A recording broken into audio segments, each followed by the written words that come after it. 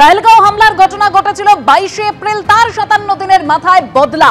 দুই হামলাকারী জঙ্গির মৃত্যু হয়েছে। সংসদে অপারেশন সিঁদুর নিয়ে আলোচনার দিনই কাশ্মীরে অপারেশন মহাদেব। শ্রীনগরে হারওয়ানে ভারতীয় সেনার অপারেশন মহাদেব। 15 দিন ধরে জঙ্গিদের গতিবিধিতে সেনার নজর ছিল। 3 জঙ্গির মৃত্যু হয়েছে। সেনার গুলিতে পেহেলগাঁও হামলার জঙ্গি সুলেমান ও ইয়াসিরের মৃত্যু হয়েছে। জঙ্গল ঘিরে সেনার অপারেশন চলে, অপারেশন মহাদেব চলে। এখনো অধরা রয়েছে মুসা। ভোর রাত থেকে এই অপারেশন চলেছে। নিহত হয়েছে 3 জঙ্গি। পেহেলগাঁও হামলার 2 জঙ্গি উদ্ধার হয়েছে। AK-47 রাইফেল, আমেরিকার তৈরি কার্বাইন, 17টি রাইফেল গ্রেনেড। হারওয়ানের দাচিগ্রাম ন্যাশনাল পার্কে সেনার অপারেশন মহাদেব। এনকাউন্টারে 3 জঙ্গি নিকেশ। আরো তথ্য আপনাদের সামনে রাখবো এই অপারেশন মহাদেব সংক্রান্ত। আমাদের প্রতিনিধি সন্দীপ সরকার রয়েছেন টেলিফোন লাইনে। সন্দীপ, দেখো, এখনো পর্যন্ত এই অপারেশন চলছে, অপারেশন শেষ হয়নি। ভারতীয় সেনাবাহিনীর তরফে সরকারিভাবে এখনো পর্যন্ত স্টেটমেন্ট আসার অপেক্ষায় রয়েছে গোটা দেশ।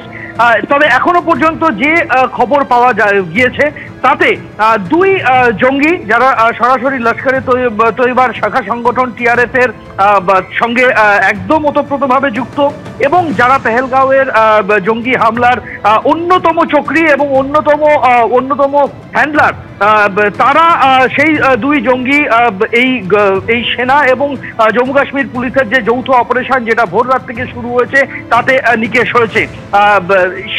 সেই 2 জঙ্গির কাছ থেকে প্রচুর পরিমাণ আগ্নেয়াস্ত্র এবং অস্ত্রশস্ত্র বাজেয়াপ্ত হয়েছে।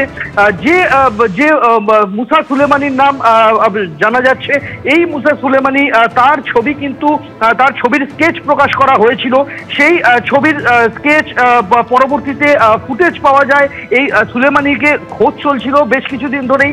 যে জায়গাতে এই অপারেশন মহাদেব হয়েছে এটা শ্রীনগরের থেকে খুব বেশি দূরে নয়, কিন্তু অনন্তনাগের পার্বত্য এলাকা, যেটা অত্যন্ত দুর্গম পাহাড়ি এলাকা, সেই জায়গাতে এই জঙ্গিদের লুকিয়ে থাকার খবর জম্মু কাশ্মীর পুলিশের কাছে আসে। ভারতীয় সেনাবাহিনীর রাষ্ট্রীয় রাইফেলসের 50 নম্বর ইউনিট, যেটা পাম্পোরে, জম্মু কাশ্মীরের পাম্পোরে অবস্থিত রয়েছে, সেখানে তারা ডেপ্লয় রয়েছে। সেখান থেকে ফোর্স মুভমেন্ট হয়। CRPF এর টিম সেখানে অপারেশনে নামে এবং প্যারা কমান্ডোদের নামার কাজে লাগানো হয় এবং তারপর শুরু হয় এই অপারেশন। এই অপারেশনে এখনো পর্যন্ত 3 জঙ্গি নিকেশ হয়েছে। তার মধ্যে 2 জন এই পেহেলগাঁওয়ের জঙ্গি হামলায় একদম সেই সময় বৈসারান ভ্যালিতে ছিল এবং তাদের ছবি, তাদের স্কেচ প্রকাশিত হয়েছিল বলে এখনো পর্যন্ত আমরা জানতে পারছি।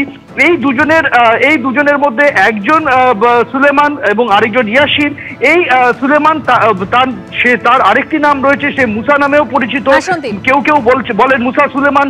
এই 2 জঙ্গির পাশাপাশি আরো 1 জঙ্গি নিকেশ হয়েছে, তারও পরিচয় জানার প্রক্রিয়া চলছে। তাদের কাছ থেকে পরিচয় জানার প্রক্রিয়া চলছে। মোট 3 জঙ্গি নিকেশ হয়েছে এই অপারেশন মহাদেবের মাধ্যমে। ধন্যবাদ সন্দীপ।